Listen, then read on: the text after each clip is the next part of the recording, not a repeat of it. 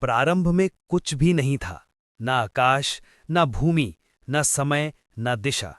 केवल एक अनंत शून्य था जिसमें विद्यमान थी परम चेतना। उसी चेतना ने अपनी इच्छा से एक दिव्य स्पंदन उत्पन्न किया और उस स्पंदन से जन्म हुआ हिरण्यगर्भ का एक स्वर्ण अंड, जिसमें छिपा था संपूर्ण सृष्टि का बीज। ब्रह्मा जी, सृष्टि के रचयिता, उसी हिरण्यगर्भ से प्रकट हुए। उन्होंने अपनी दिव्य शक्ति से पंच महाभूतों पृथ्वी, जल, अग्नि, वायु और आकाश का निर्माण किया। फिर उन्होंने मन, बुद्धि, अहंकार और इंद्रियों का जन्म दिया, जिससे चेतना को रूप मिला और जीवों का आरंभ हुआ। ब्रह्मा ने ऋषियों, देवताओं, असुरों, मनुष्यों और सभी योनियों की सृष्टि की।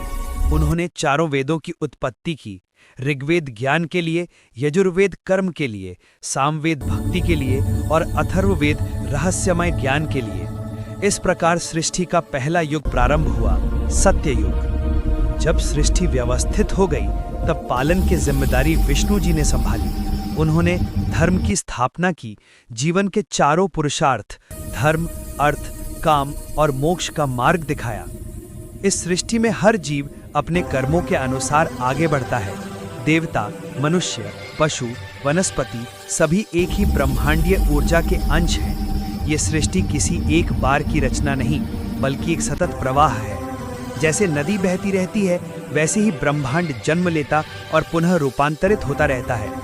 और जब समय की पूर्णता होती है, तब आता है प्रलय। महाकाल शिव, संहार के देवता, सृष्टि को अपने तांडव से विलीन कर देते हैं। नश्वर रूप मिट जाते हैं, लेकिन आत्मा, अविनाशी चेतना बनी रहती है। फिर वही चेतना नए चक्र की शुरुआत करती है। यही है सृष्टि, स्थिति और संहार का अनंत चक्र। सनातन धर्म कहता है, ब्रह्मांड बार बार जन्म लेता है, जैसे प्रभात के बाद रात फिर लौटती है। ब्रह्मा, विष्णु और महेश एक ही सत्य के तीन रूप हैं, जो हमें याद दिलाते हैं कि सृष्टि केवल बाहर नहीं, हमारे भीतर भी हर क्षण जन्म ले रही है। सृष्टि की रचना अनादि, अनंत और अद्भुत है।